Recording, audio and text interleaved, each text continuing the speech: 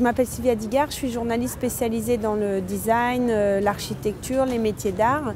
Et il se trouve que je suis passionnée d'hortensia, que c'est ma fleur préférée. Alors j'ai trouvé ça très marrant, très touchant quand on m'a proposé d'être la marraine du Magical Four Seasons, in English please, avec en plus cette idée de transformation, cette idée d'innovation, même dans les fleurs. Et moi qui n'y connais rien, je ne savais pas, alors j'ai été assez bluffée.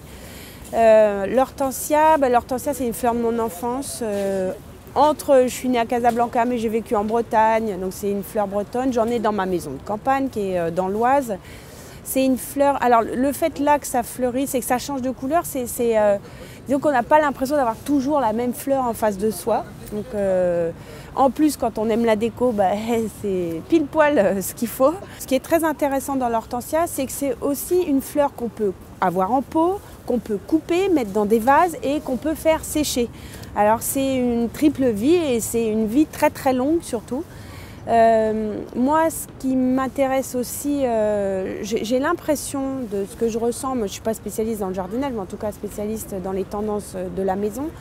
C'est vrai que c'est une fleur qui revient, qui est entre la fleur, on va dire, qu'on a tous connue, qu'on a tous un peu, c'est une Madeleine de Proust, l'hortensia, française en tout cas.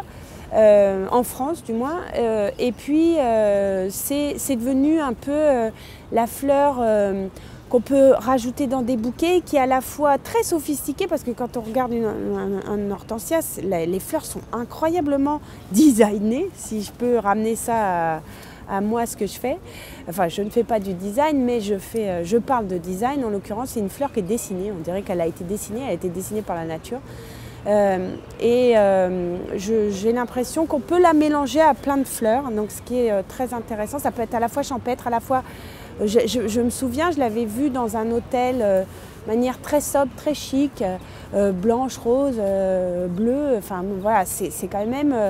il y a peu de fleurs qui offrent ces possibilités-là. Ce qui est intéressant aussi dans le jardin, là, c'est que ça fait quelques années qu'on se rend compte que c'est devenu aussi un élément qu'on décorait, c'est-à-dire qu'effectivement il y a l'aspect végétal, il y a l'aspect plante, mais après il y a vraiment aussi l'aspect mobilier.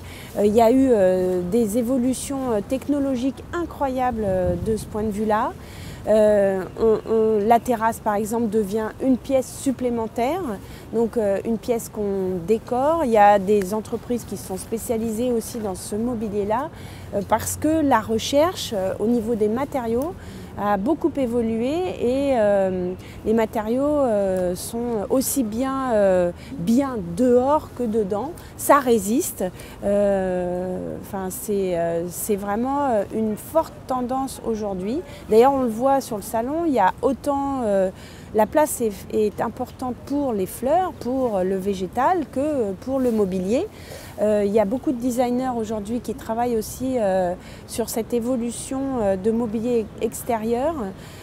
C'est un marché important et c'est un marché qui n'a pas fini d'évoluer, je pense.